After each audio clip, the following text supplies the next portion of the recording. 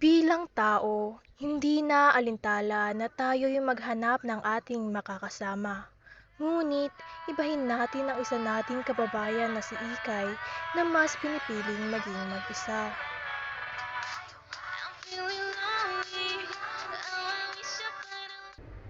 Sa pag-iimbestiga ng aming team, aming napag-alaman na may dati palang nakakasama si Ikay. Ngunit dahil sa pangyayaring hindi inaasahan, sila'y nagkahiwalay.